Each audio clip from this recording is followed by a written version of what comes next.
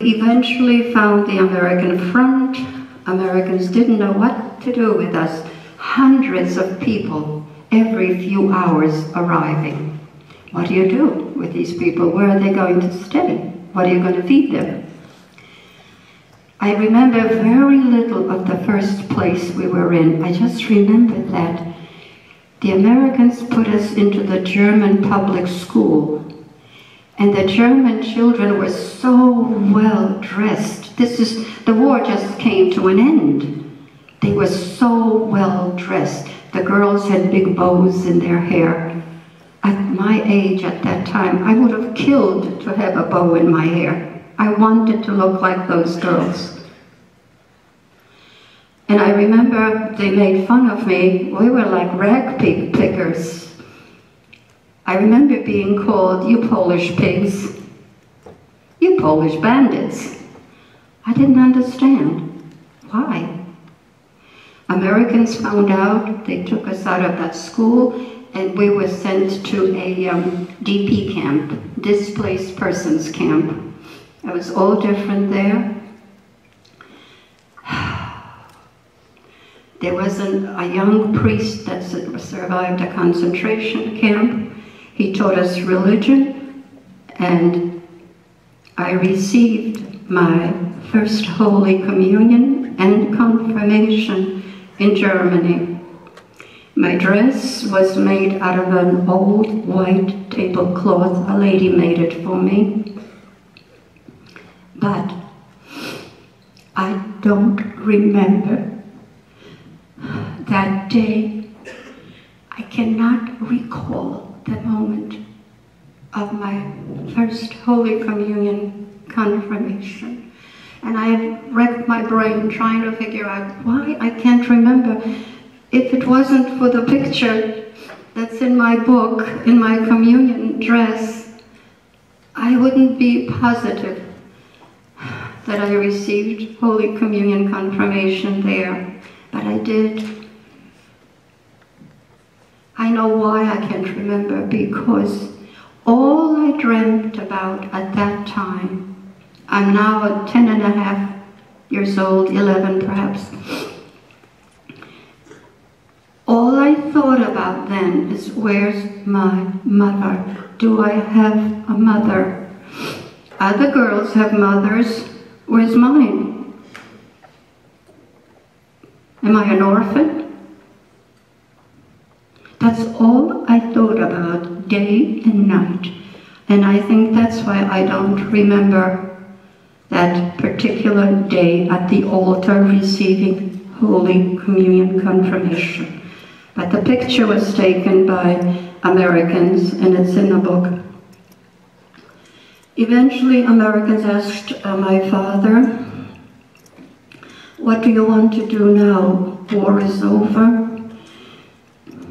You can choose to stay in Germany or go to Poland." And my father said, "I've had enough of communism." After the war, Poland was communist occupied. My father said, "I had enough of communism. I've had it up to here. I don't want to return to Poland. But we have relatives in New York.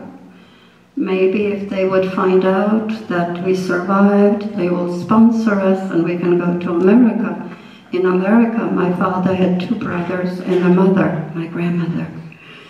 And so it was, they sponsored us, and my father and the 4 children, we came to America. Where's my mother? Oh, God.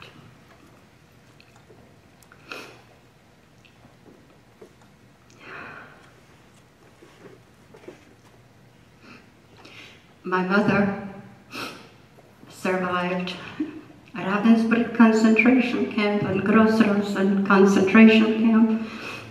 And at the end, when she was liberated, she decided to go to Poland, thinking if we survived, surely we'd be in Poland. She searched for us, she couldn't find us.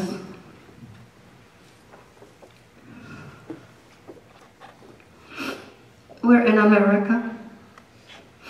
My mother's searching for us in Poland. She's writing letters to relatives in America, but the address was never complete, so the letters didn't reach for a long time. Eventually, a letter reaches a relative in Detroit, Michigan. In the letter, my mother writes, "Does anybody know where my children are?" And the relatives in Detroit, Michigan, they knew we were in Brooklyn. They contact my father that Jane, your wife, is alive and she's looking for her children. We start to correspond. I'm the oldest. I start writing letters to the communists. Let my mother go. A mother should be with her children. They answered some letters at the beginning. Eventually they didn't. I became a citizen and I started to apply for a visa for my mother to come to America. But everything is taking very, very long. In the meantime, my mother gets very impatient. She wants to come to America to her children. She hears of an underground organization functioning in Poland near the Baltic Sea. She joins the group and she tries to escape illegally. Somebody snitched. They were caught by the communists, and my mother winds up in jail in Poland. I remember I was in high school then. I got a letter from my mother, but I didn't understand yet. She wrote, "Bozenna, I have a new address. From now on, write to this address." I didn't know. I was writing letters to my mother in prison. I didn't know that. Eventually, my mother gets a lawyer, a lady lawyer, who gets my mother out of jail. I don't know how long she sat in jail. I thought it was about 2 years. I could be wrong. When my mother came out of jail, she goes to Warsaw, to the Communist Bureau headquarters with her papers to apply for her visa. Unbeknown to her, when she was sitting in jail, she was granted a visa. But she didn't know because she's sitting in jail. When she showed the communists, the headquarters, her papers in Warsaw, they looked at it and they said to her, "You'll never leave Poland now. You have a prison record." In the meantime, I graduate high school. I go to work. I meet my future husband. We get married. I want my mother. I'm the oldest to be getting married. My mother should be there. Communists are saying, yet she's not leaving Poland because of her prison record. I go ahead and get married. About 5 months later, I get a telegram arriving, Idlewild Airport, which is JFK now, August 15, 1957, and it's signed, "Love, Mama." I go to the airport with my husband, and I'm looking for my mama. My mama was supposed to be taller than I. She was supposed to have long, dark hair that I was learning how to braid. And I'm looking for Mama like that. And I can't find her. After a few moments, I hear somebody very close to me calling me by my given name, "Bozenna, Bozenna." And there, in front of me, stands a little old lady. She was wrinkled, and her face at that moment, to me, it looked yellow-gray. She weighed 93 pounds, short, mousy brown hair, and she says to me, "Bozenna, Mama." I take Mama to Brooklyn, to to my father's house. We came upstairs. It was around 5 o'clock in the early evening. We entered the kitchen, and Grandma and my father are standing facing the stove with their back to us. And Grandma turned around right away and smiled when she saw my mother. But my father didn't. He was still stirring something in a pot. And to me, it seemed like an eternity that he was standing there with his back to us, and he's not turning around to acknowledge that we are here. Eventually, he did turn around, and he was still holding a spoon in his hand. And he looks at my mother, his wife, and he says, "So, Jane, you are finally here." My father never talked about the Holocaust, but I remember when I was in high school, his bedroom was very close to mine. He used to beat the walls with his fists, and he would cry for mercy. And in Polish, he would say, "Ratunku, ratunku," mercy, mercy, from whom? Never talked. And when my father heard me talking with my mother, because I kept a journal, I asked questions of my mother. My father would listen to the questions, and he knew the subject. He would walk out of the room, go to his bedroom, lay down on the bed, face the wall, and pretend he's sleeping. So I don't know how my father felt, what he saw, what he heard. But I know my mother's story because I kept a journal. My siblings, I'm the oldest, were not crazy about me talking about our family history, but I'm the oldest. I can do as I'm supposed to. I'm the senior citizen of the group.